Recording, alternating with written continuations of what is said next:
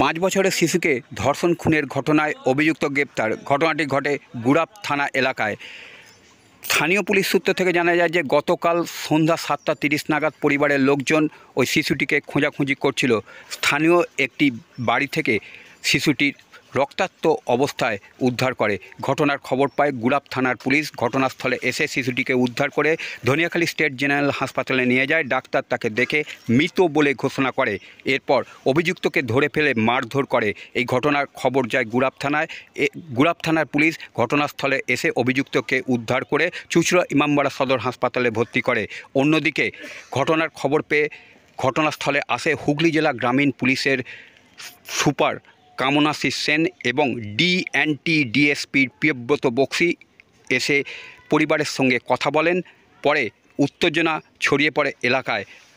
ঘটনাস্থলে police picketing করা হয়েছে। আজ ওই শিশুটির দেহ ময়নাতদন্তের জন্য চুঁচুড়া ইমামবাড়া সদর হাসপাতালে পাঠায়। স্থানীয় লোকজন জানায় যে এই ঘটনায় আগেও ঘটিয়েছিল অভিযুক্ত অশোক সিংয়ের নামে পরিবারের অভিযোগের ভিত্তিতে একটি কেস রুজু করে খুন ও ধর্ষণের অভিযোগে। মধ্যে ঢুকে যখন মশারিতে মেরে মশারিতে চাপা দিয়ে দিয়েছে, একটা থলে ঢুকিয়ে দিয়েছে, দিয়ে 8টা-9টা চাদর বিছানার চাদর ঢাকা দিয়ে ওকে চাপা দিয়ে রেখে দিয়েছে ঘরটার মধ্যে।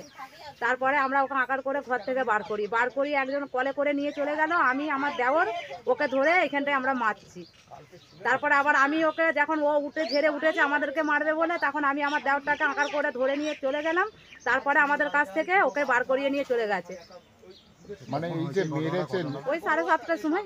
আপনি কখন ওই টাইমে আমরা খোঁজাখুঁজি করছি। সোজা এসে ওর গেটের ঘরে আমরা দাঁড়িয়ে আছি। আমরা জানছি এখানেই আছে। হ্যাঁ, খোঁজাখুঁজি করছি। আমার কাছ থেকে পয়সা নিয়ে এলো। ও বড় মা আমায় পয়সা দাও। আমি বলছি সোনা মা তুই একা যেতে পারবি না। এরপর আমি বলছি তাহলে দিতে যাবো। আমার শাশুড়ি মা বলছে দিদি তাহলে তোকে দিয়ে আসি। বলছে না আমাকে যেতে হবে না, আমি একাই ধরে যাবো। সেই মধ্যে ওকে হাত টেনে ঘরের মধ্যে ঢুকিয়ে নিয়েছে। দিয়ে তারপরে 7:30টার সময় আমাদের খোঁজ হয়েছে। ওর মা আমাকে ফোন করেছে, বলছে দিদি গেছে গো, আমি তোমার কাছে আছে, ওকে তাহলে দিয়ে যাও। আমি বলছি অনেকক্ষণ আগে সে বেরিয়ে চলে গেছে, অনেকক্ষণ আগে বেরিয়ে চলে গেছে। মানে কি অনুমান ওর সাথে কি করা হয়েছে? রেপ করেছে তো, শরীরের কোনো চিহ্ন নেই, সব একদম ফাটিয়ে পুরো একদম ইয়ে করে দিয়েছে। আমরা এই দেখে এসেছি ধনেখালি থেকে। এমন পরিস্থিতিতে মেরেছে, মুখ ফুক একদম সব, কোনো চিহ্ন পাওয়া যাচ্ছে না বাচ্চাটার। এমন পরিস্থিতিতে মেরেছে। আমরা ওর ফাঁসি চাই, আর কিছু চাই না। ওকে আমাদের চোখের সামনে যেন ফাঁসি দেওয়া হয়, এইটুকুই আমরা চাই।